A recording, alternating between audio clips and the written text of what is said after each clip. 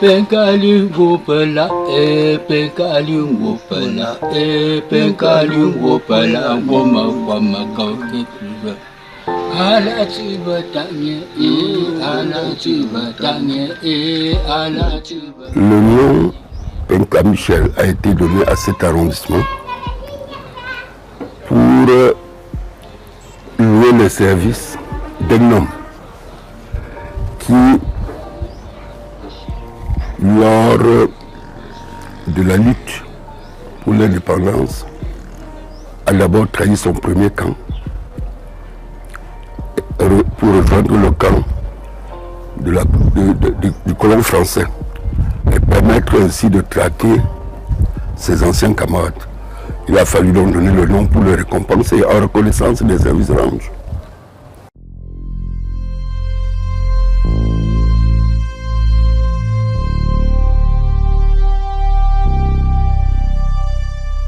Voilà, un jour je deviens donc député.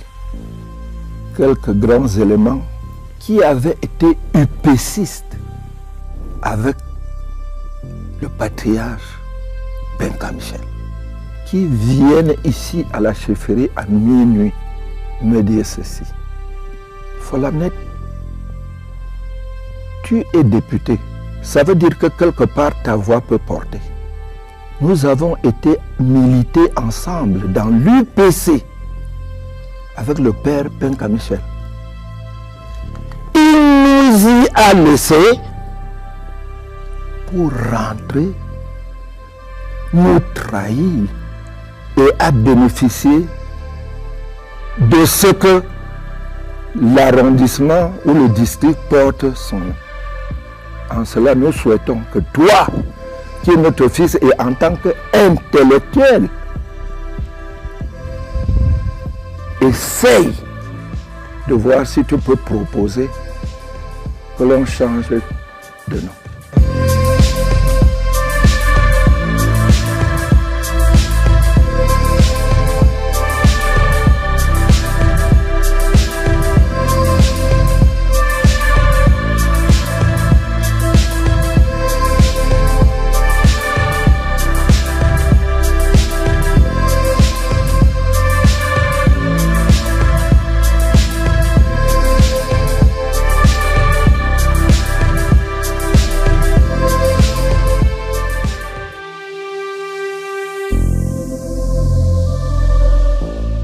Je m'appelle Moafo, ici de Bacho, nom qui a été déformé par l'officier d'état civil. Au fait, c'était Moafo Pessi Poto, du village de Bacho dont je suis originaire. Je suis le fils du chef du village Bacho, prince Don Bacho, et notable à la cour de Bansois. Dans ma vie civile, je suis commissaire de police à la retraite, mais un amoureux de l'histoire et de nos traditions. On m'appelle Tagakou Paul Olivier. Je suis professeur de mathématiques de formation. J'ai enseigné pendant 38 ans. Ma relation en tant qu'individu avec Penka Michel, c'est une relation de famille dans la mesure où un de ses demi-frères, un prince Bassonkin, a épousé ma grande sœur utérine. Et cela nous a liés. Cela m'a permis de connaître Papa Penka en tant que prince de la chefferie Bassonkin.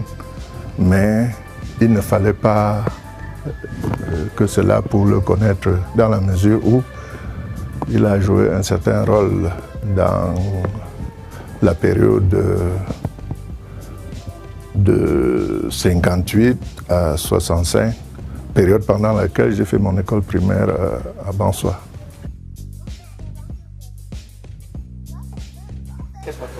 Je suis Nengia Albert, ancien chauffeur de ligne de Douala et Yaoundé. Mon père était l'aîné à Papa Penka Michel.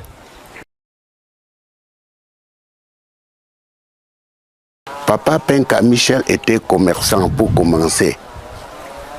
Un grand planteur dans cette région. Parce que quand le café arrivait, ils étaient les premiers à prendre le café pour planter dans leurs champs. Penka Michel avait une station d'essence ici chez lui au Carrefour. Et comme commerçant, il crée au Carrefour, appelé à l'époque Carrefour Penka, un restaurant. Il tient une station-service, restaurant spécialité perdue, qui était à cheval le route Konsamba-Chang, avec un branchement Konsamba Bawang Bouddha. Ainsi de suite. C'est Carrefour encore là avec ces 3 routes. Et il était un chasseur. Il attrapait chaque fois le perdrix. Et il nous vend 75 francs le perdrix. Et entre-temps, il devient cultivateur de café, un membre influent du syndicat des cultivateurs de café. Mais à un moment donné, le syndicat aussi boude l'administration. Et l'UPC en profite pour recruter beaucoup plus dans les rangs des syndicalistes.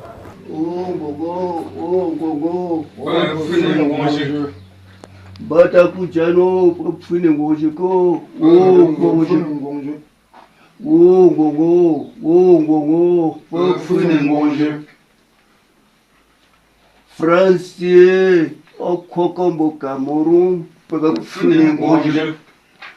Francino, Okokombo Cameroun,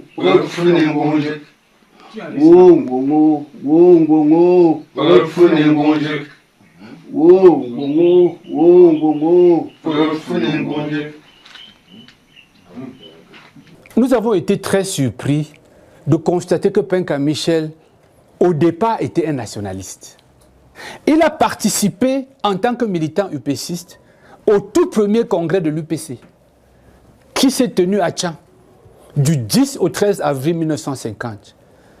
Il était présent avec So Elias, Domo Daniel, Tan Nicodème et bien d'autres. C'est au cours de ce congrès que Dioumé Sy Mathias a été porté à la tête de l'UPC et Ruben Unobé fait secrétaire général de l'UPC. Donc, seulement au sortir du congrès, Penka Michel est un peu déçu. Parce que pendant le congrès, le secrétaire général de l'UPC Bansoa, Tan Nicodème, a rendu de grands services au secrétariat. Il était l'un des rares qui savait taper à la machine, Tan Nicodème. Et donc, le parti l'a donc adopté au secrétariat et c'est lui qui saisissait les éléments. Et c'est comme ça qu'à la fin du congrès de l'UPC, au lieu qu'on désigne Penka Michel, qui était illettré, qui savait ni lire ni écrire, comme étant le président de l'UPC Bansoa, on a désigné So Elias et on a désigné comme secrétaire général Tan Nicodème.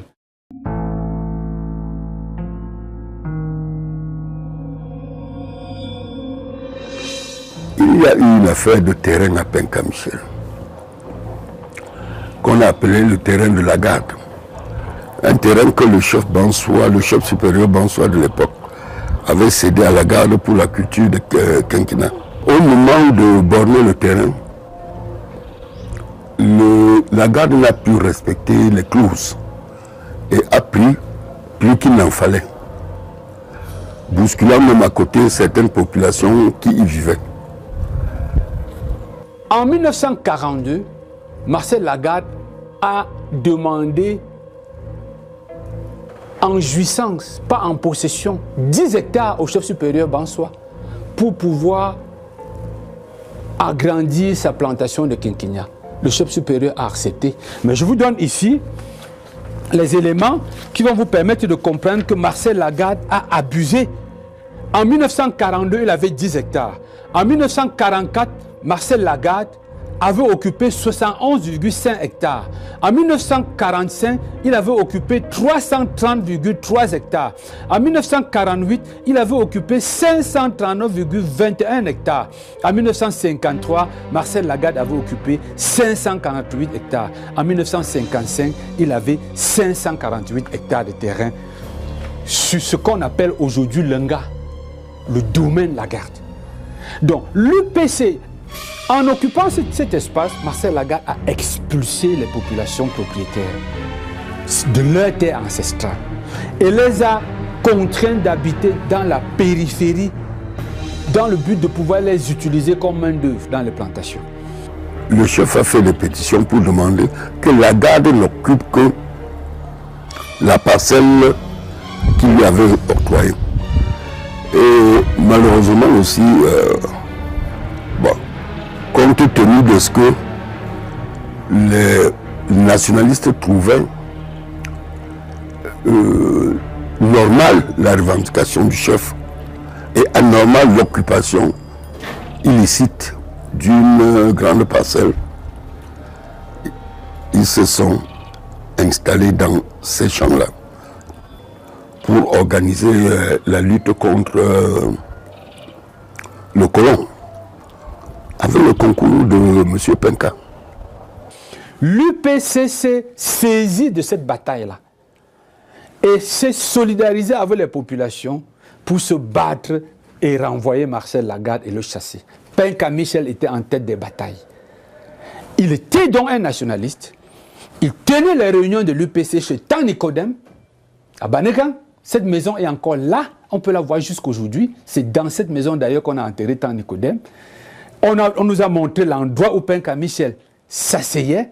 Ses compagnons avec qui il siégeait, certains sont là, avant soi, on peut les retrouver. Ils nous ont d'ailleurs conduits, quand nous étions à la recherche de Tan Nicodème, c'est eux qui nous ont dit, on sait où on l'a enterré. Nous pouvons vous montrer là où nous l'avons mis. Quand on accepte de retrocéder une parcelle, il souhaite que le chef la lui cède. Que les combattants même interviennent auprès du chef pour qu'on lui cède cette parcelle. Ou une bonne partie de la parcelle. C'est que les nationalistes refusent et estiment qu'ils nous ont mené le combat pour que le terrain soit retrocédé au chef supérieur des Bansois et non à un individu. Alors face à ça, il s'est retourné. Lorsque l'UPC refuse d'octroyer les terres à Penka Michel recrute 20 personnes pour débroussailler. Ces 20 personnes sont conduites par son secrétaire particulier, Ntafe Morpion, de son vrai nom Tajekam Emmanuel, qui est le chef supérieur Bachi à Bansois à l'époque. Donc, Penka Michel se tourne donc vers l'administration coloniale. Il s'en va rencontrer Delaunay pour demander qu'ils mettent à leur disposition le domaine Lagarde afin qu'ils puissent y produire le café. Maurice Delaunay les regarde et leur fait la promesse que c'est possible, mais le domaine Lagarde est infesté de maquisards et de combattants nationalistes. Donc, il leur dit, lorsque ces combattants, on aura nettoyé le domaine, on pourra en parler et moi je pourrai étudier favorablement votre demande.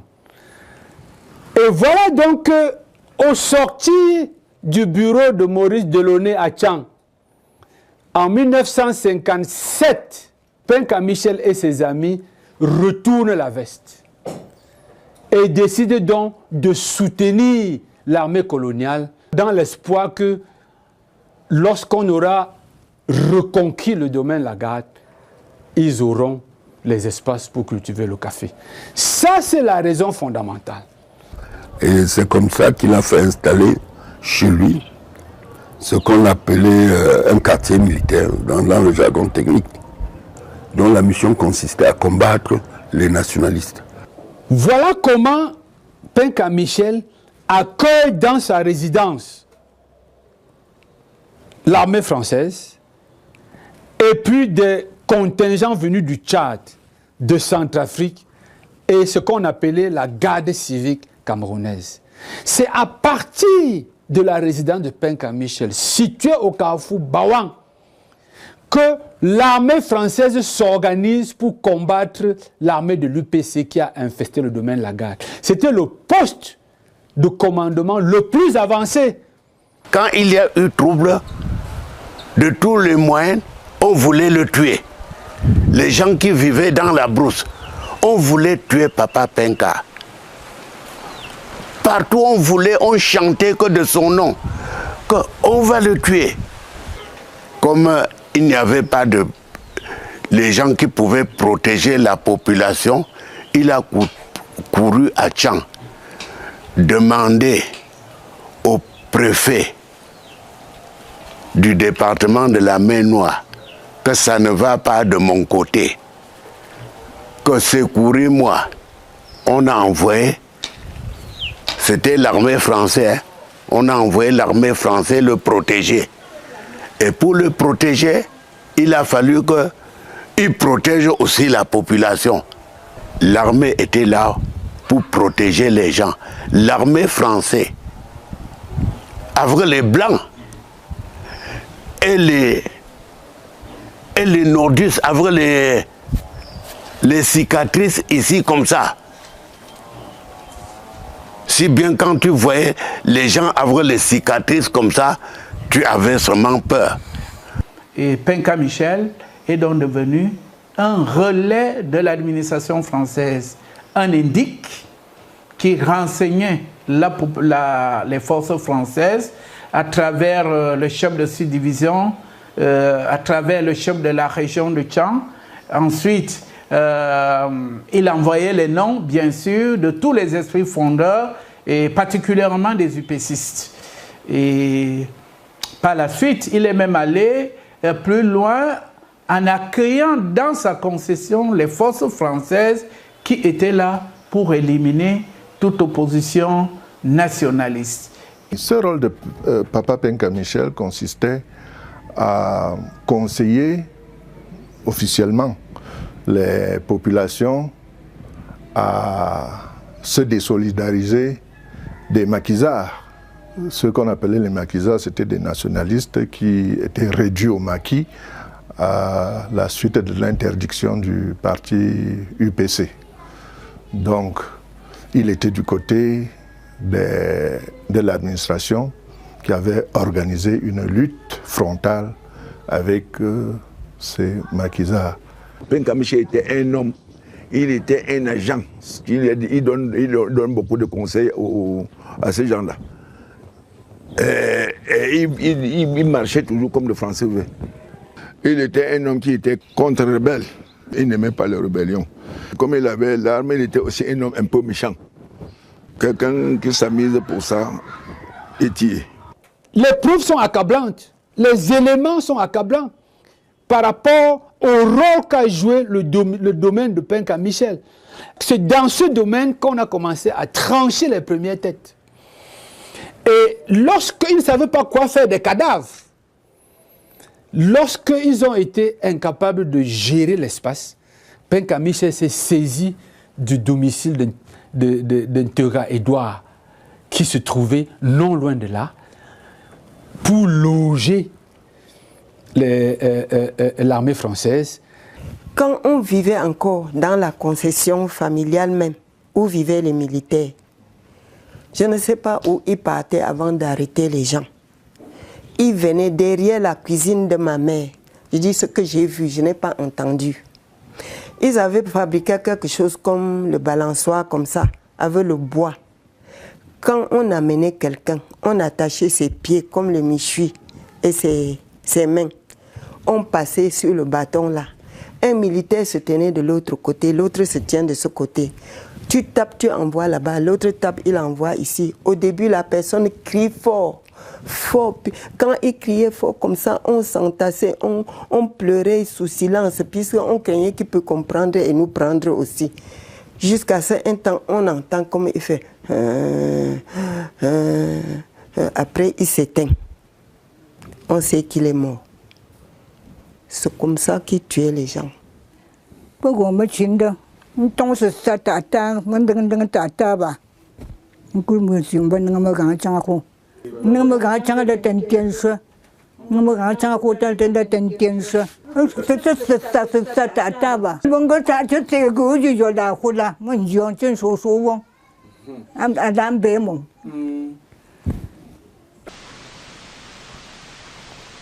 Je ne voudrais cependant pas passer sous silence certaines difficultés qui ont risqué de compromettre notre évolution et de remettre en cause les progrès accomplis depuis de nombreuses années. L'Assemblée générale des Nations unies connaît bien ces difficultés. Il lui a été rendu compte des événements de mai 1955 au cours desquels certaines formations politiques ont provoqué des troubles sanglants. Ils décidèrent la création d'une formation paramilitaire destinée à lutter par la force contre leurs compatriotes qui s'opposaient à leur action ou refusaient de les aider. Des sabotages furent commis, des cases furent incendiées, des villages furent pillés, des Camerounais furent frappés, blessés ou même odieusement abattus. Des mesures de sécurité durent être prises pour protéger les populations et notamment le regroupement des villages pour mieux assurer leur sécurité. Monsieur, on a parlé d'une répression aveugle, de l'état de guerre qui existait au Cameroun, des camps de concentration, de bombardements, de chars d'assaut, de dizaines de milliers de militaires engagés dans l'action répressive. Est-ce là un motif pour condamner notre volonté d'accession à l'indépendance? C'est abominable les crimes commis à Penka-Michel pendant les luttes nationalistes. Il y en a, c'est aujourd'hui que beaucoup se relèvent pour dire oui, on avait perdu tel, on avait perdu tel, on avait... Puisqu'à un moment donné, on n'arrivait pas à en parler. C'est depuis que la France a osé dire qu'on va ouvrir les archives, que même les gens, les langues se délient. C'est abominable. Il y a des familles qui ont été entièrement exterminées. Le chef qui était le père à mon père, on lui a tué, découpé dans la nuit. Chef Bassonkan, les maquisards l'ont tué. Bon, écoutez comment quelqu'un tue son père. Est-ce que c'est normal? Parce que quelqu'un dans le temps l'a tué, savait que tel est comme ça, il le tue. Il fait un groupe, il forme un groupe pour aller le tuer. Vous voyez que c'était comme ça pour arranger le pays. Et quand le trouble était fini, où ils ont fait comment pour faire la confession publique, les gens ont accepté ce qu'ils ont fait du mal dans le temps là. Il y avait les gens qui ont dit que chacun va dire ce qu'il avait fait. Tu comprends comment quelqu'un dit que c'est moi qui avais tué mon père. C'est moi qui avais fait ceci et cela. J'ai tué une femme enceinte. Tu comprends comment quelqu'un dit qu'il a tué une femme enceinte. Une femme enceinte. Il y a beaucoup de coups que lui-même faisait monter. Et il faisait mettre ça sur le dos de nationalistes pour avoir maintenant l'occasion de faire arrêter certaines personnes ou justifier certaines arrestations. Il y a par exemple, quand je regarde l'incendie, l'incendie de notre chefferie, c'était par les colons français, l'incendie de la chefferie supérieure, Bonsoir, et même la mort, l'enlèvement du chef. On fera tout. On ne nous dira jamais que Penkani était pour rien. La statue Manquité, qui se retrouve, je crois, au quai Berlin en France, là, on prononce bien le nom de la ville, a été volée dans la nuit de novembre, je crois, ça doit être un 28 novembre, où on a enlevé le chef et pied la chefferie, entre autres objets d'art. Bon, cette statue est d'autant plus marquante que c'était une des statues mystico-religieuses de la chefferie. Et comment on l'a découvert, on l'a reconnu en France. On a fait partie des gens d'ici, avec des bambous. Ils sont arrivés, ils ont visité beaucoup de musées, et c'est dans ce musée-là que la statue s'est signalée. Maintenant, nous nous posons la question. Si c'est bien les nationalistes qui avaient pillé la chefferie, d'où viendrait-il que la statue se retrouve en France? C'est ça le problème.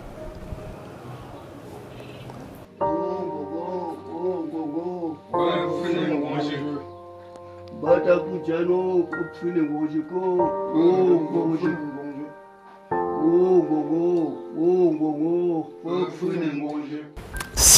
site qui abrite ce bâtiment est l'un des sites où on fusait ce qu'on appelait communément les maquisards. La place Mindran, c'est l'alliance franco-camerounaise, mais ce ne fut pas toujours ça dans l'histoire. Lorsque on remonte la charpente de l'histoire de Tchang, c'était une brousse ici. Et c'était un endroit idéal pour la colonie française d'exécuter ce dont ils n'avaient pas besoin. Donc, après la prison, à l'endroit où c'est pas loin de nous ici, leur jugement, leur condamnation à mort, c'est ici qu'on terminait avec eux. La présence même du cours d'eau qui coule derrière nous, cette eau-là leur servait à faire les nettoyages des lieux. Ça entre dans les techniques françaises, d'effacement des preuves. L'eau n'est pas loin de nous, l'eau est à quelques une vingtaine de mètres là, et le grand lac de cette eau-là est ici en face du musée des civilisations et ça passe par le pont là-bas. Donc c'est comme ça que la France s'organisait à éliminer les gens.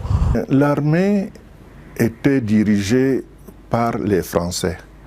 Même si dans certaines casernes, on ne voyait pas de Blancs, alors les Blancs étaient précisément basés dans le domicile de Penka Michel. De manière précise, ils se liguaient avec l'armée française pour lutter contre les nationalistes, avec tout ce que cela comporte. Notamment les tueries, pourquoi pas. Pour ceux qui ne pouvaient pas se rendre, les dénonciations et bien d'autres choses que l'armée est tenue de faire pour gagner la bataille. Et les casernes étaient réparties, pour ce qui est de Bansoa, en 3 points. À Bawang, dans le domicile d'un certain Tega Edouard, à Banja, en 2 points, à côté de la mission catholique, dans le domicile d'un certain Wopiwo Dominique, et un peu plus bas, dans le domicile de Tamo Bernard, qui à l'époque avait fui et s'était réfugié à Tchang.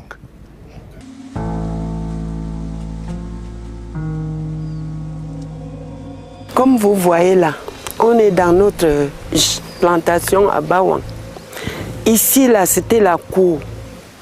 Et là où les militaires avaient placé les bâches, les tentes, que d'autres dormaient même dedans.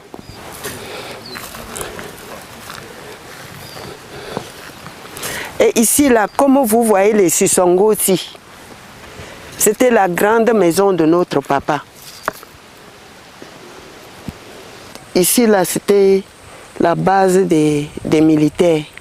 Comme ils s'étaient venus s'installer, sans même nous demander, on était obligés de quitter même ici pour partir. Quand ils tuaient les gens, c'était ici derrière la cuisine de ma mère. Les gens qu'ils attrapaient, on ne sait pas où. Ils venaient, quand ils les tuaient, la nuit, on les portait pour partir. On ne voyait plus les cadavres le matin. Autour des années 70, quand on cultivait, on voit les ossements humains au bas fond, au champ. Quand on parle de fosses communes, bon, c'est ça qui me révèle qu'il y avait quelque chose comme fosse au champ.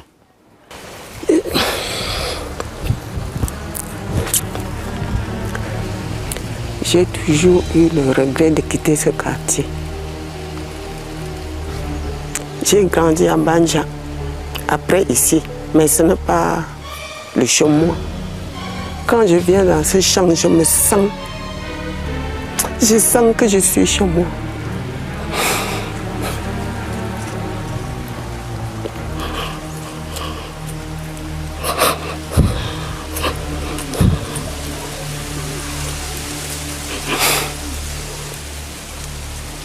Un certain nombre de personnes se plaignaient de ce que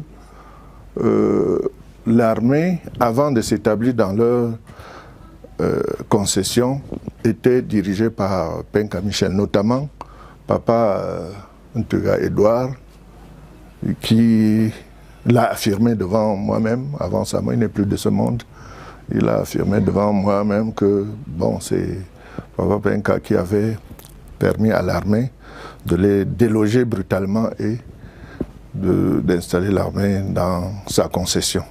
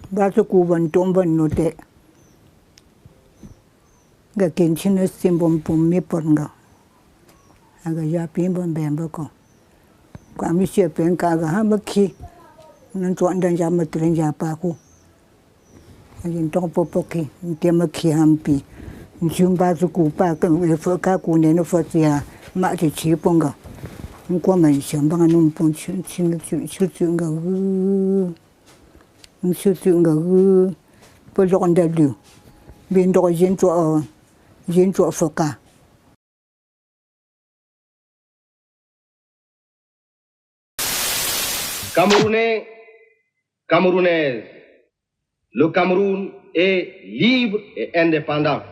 L'indépendance, comme la liberté, est un bien qui se conquiert et se reconquiert chaque jour. Et personne n'est de trop pour la défendre, la fortifier, la préserver de toutes ses forces et de toute son âme.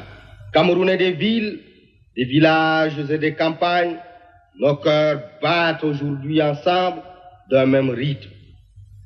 Notre drapeau national flotte partout au vent de notre joie. Vive la liberté, vive le Cameroun indépendant.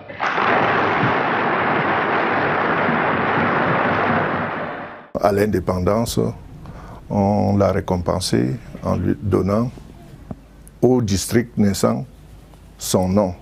Et le district qui devait devenir l'arrondissement aujourd'hui qui porte le même nom. C'est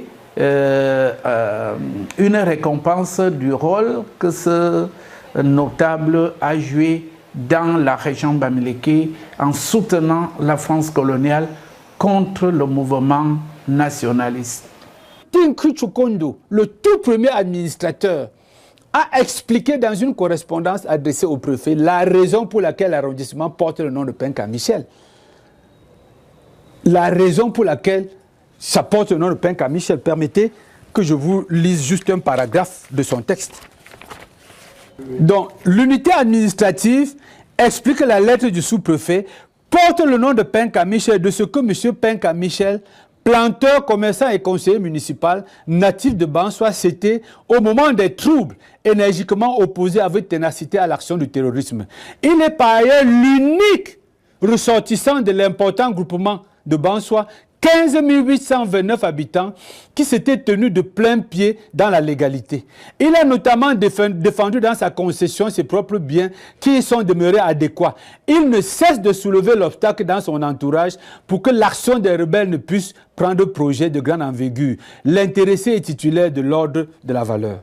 Ça, c'est le texte qui justifie les décrets présidentiels qui baptise l'arrondissement du nom de Penka Michel. Les troubles qui ont secoué certaines régions du Cameroun se sont presque tous éteints. Nous avons fait, en collaboration avec les représentants de la France au Cameroun, tout ce qui était à notre pouvoir pour que le calme revienne. Nous sommes heureux de constater que nos efforts ont été couronnés de succès. Je dois dire d'ailleurs que notre tâche n'est pas complètement terminée et résolument nous continuerons à tout faire pour que le calme total revienne. Pour cela, nous ne ménagerons aucun effort, bien entendu. Nous comptons sur la bonne volonté, sur la compréhension de ceux, notamment les dirigeants qui ont été à la base de ces troubles. Quand Papa Ahidjo était content de Penka Miche, de comprendre le bien que Penka Miche a fait, Papa Ahidjo, un moment, il appelle Papa Penka Miche, viens à Yaoundé. Il a voulu récompenser Papa Penka Miche en lui donnant de l'argent. Comme il a sorti son argent pour payer l'armée française, il a dit que mon chef d'État, vous allez me donner l'argent pour faire quoi? Penka, le chef d'État Ahidjo, a dit que bon, cet homme, ce grand homme est comme ça, je vais le récompenser avec quoi? Que je vais créer un district à ton nom en donnant Penka Miche. Voilà comment le chef d'État, Papa Ahidjo, a donné le nom de district au nom de Papa Penka Miche. Après le district de Penka Miche, c'était l'arrondissement de qui? De Penka Miche. Hein? Voilà comment ça a évolué. Ce que je connais.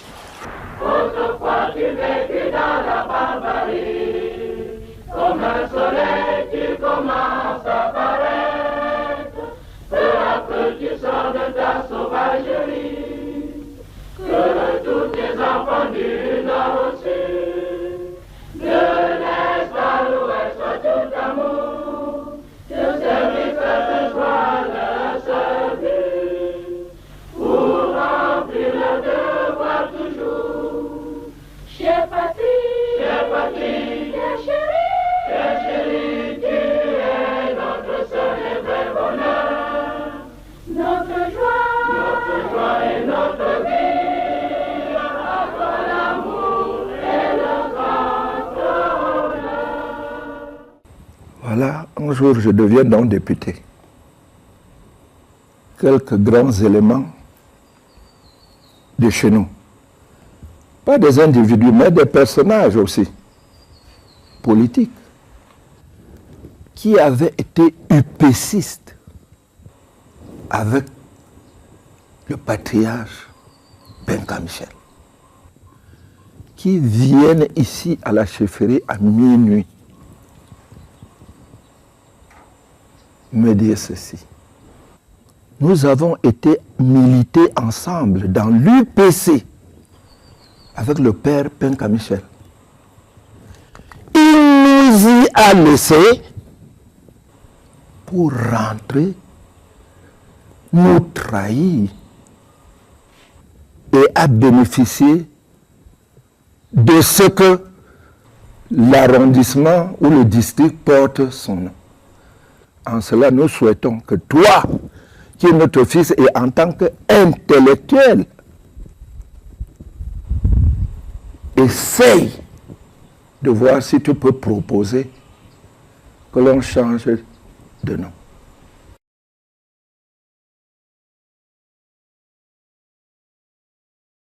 Qu'est-ce que ça vous fait de savoir qu'il y a un arrondissement qui s'appelle Penka Michel, au vu de tout ce que vous venez nous raconter? Ça me fait mal jusqu'à ce quand vous me demandez comme ça.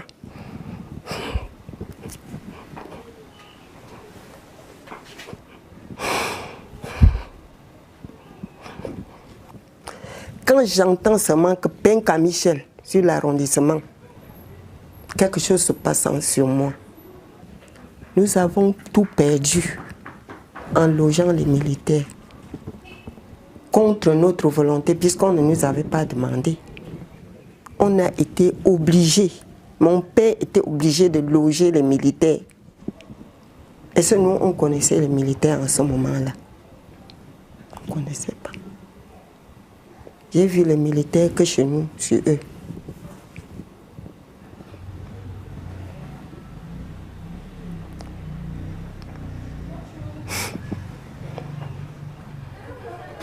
Pour ce que From Banque, Jam Chen Sherun no for home.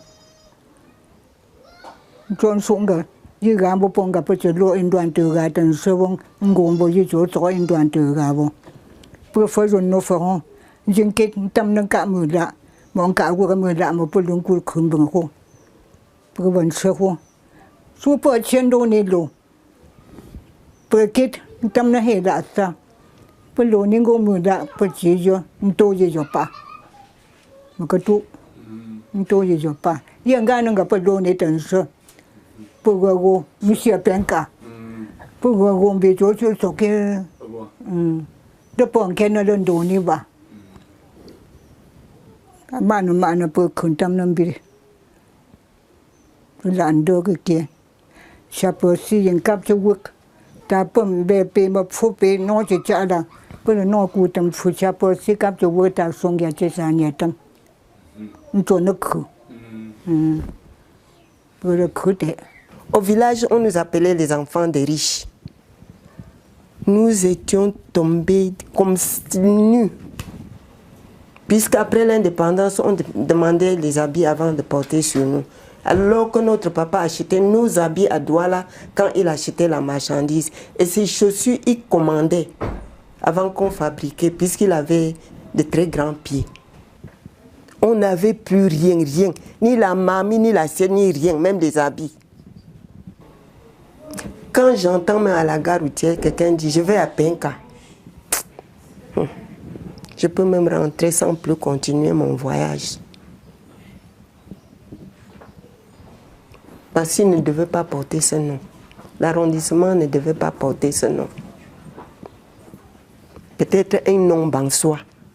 Puisque l'arrondissement est sur la terre bansois. Mais pas le nom de quelqu'un comme lui.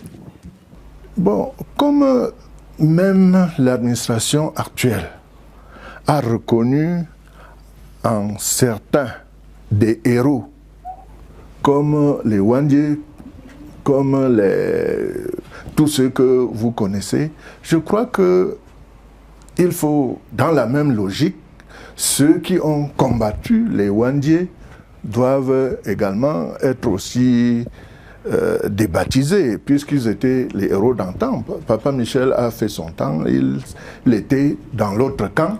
Et je crois que même si on change de nom, c'est dans la même logique que la reconnaissance des actes que les nationalistes ont posés et contre lesquels nos nationalistes, on n'a opposé que des fusils. J'ai écrit au président de la République, en mon âme et conscience, le père Penka est vivant. Et à ce moment, comme je doublais la casquette du député avec celle du conseiller, du plus jeune conseiller municipal ici, je siégeais donc au conseil avec lui. En même temps que j'allais souvent le regarder, chez lui. C'est un jour après un conseil, il m'a dit en langue, Belon, Fela, Pékin, Mina. C'est-à-dire mon fils. També, Petochoa, Otia. Ça veut tout simplement dire, chef, mon fils, mon enfant, est-ce que on peut mettre ma casquette et tu l'enlèves? Je lui ai tout simplement dit,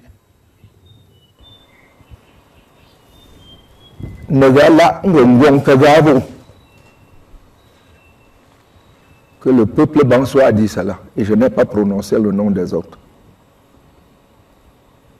Et il s'est tu. Et il a dit, tu demeures mon fils. Et un jour, on me fait revenir que Ça n'a pas marché.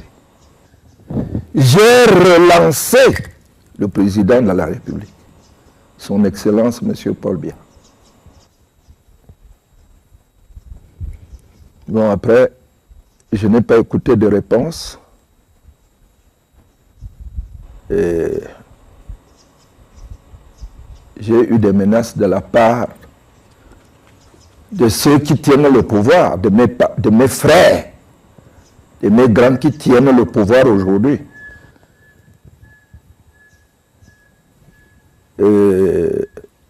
Bon, on est resté là.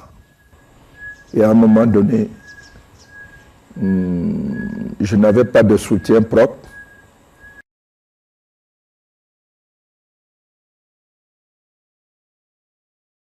La crainte que suscitait Penka Michel plane encore dans certains esprits. Il y en a qui ne sont même pas convaincus qu'il soit mort. Vous trouverez certaines vieilles personnes là qui vous diront que non, Penka peut toujours... La crainte, c'est dans certains esprits, surtout les vieilles personnes.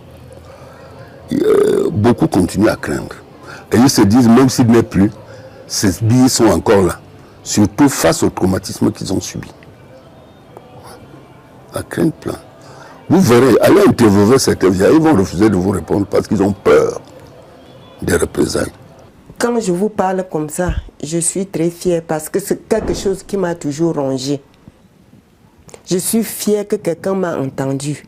Même si ça ne va me servir à rien, je me suis déchargée. Puisque ça m'a toujours fait mal.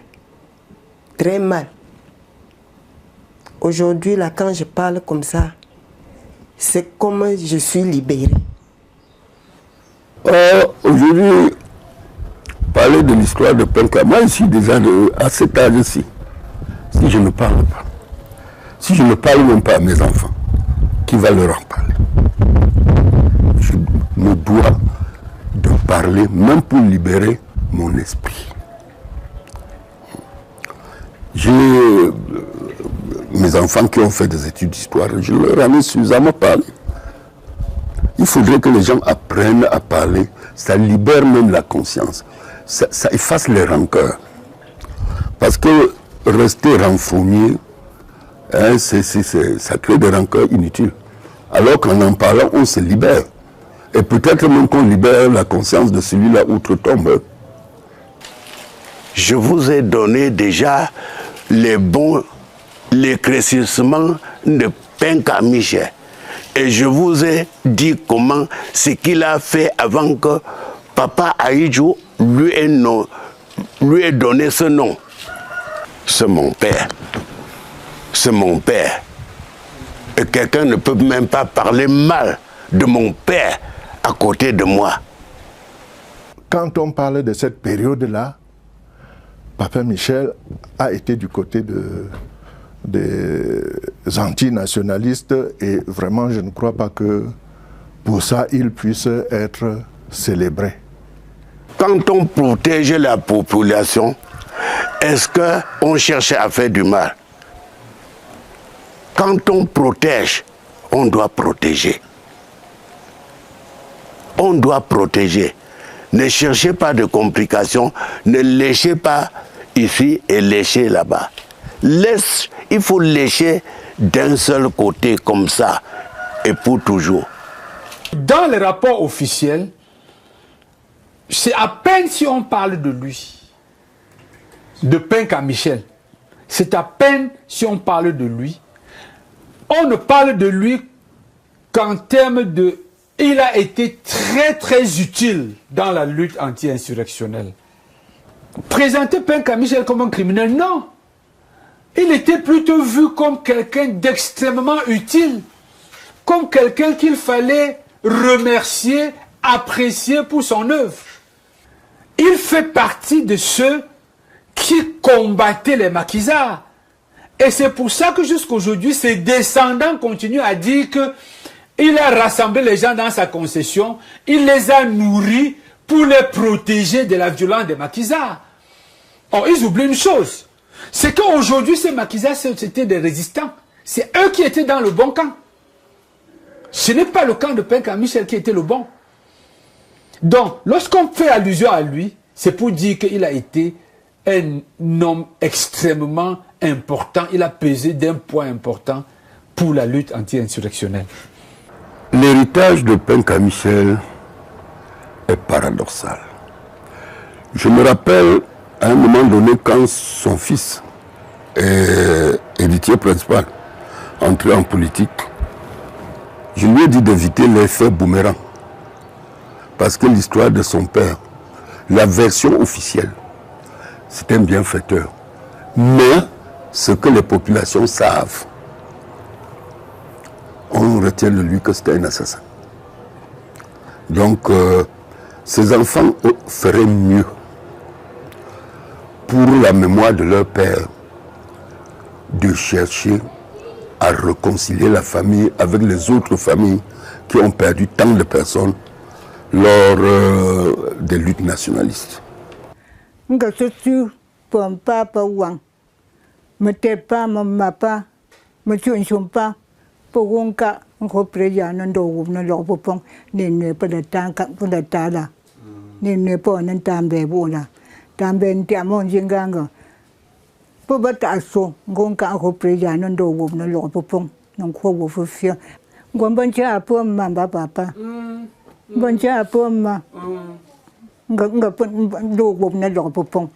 En histoire, il y a un principe, celui de ne pas juger les gens d'autrefois avec les idées contemporaines.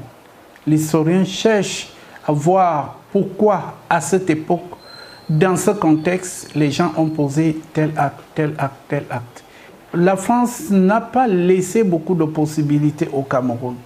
Ceux qui combattaient contre la France devaient être éliminés.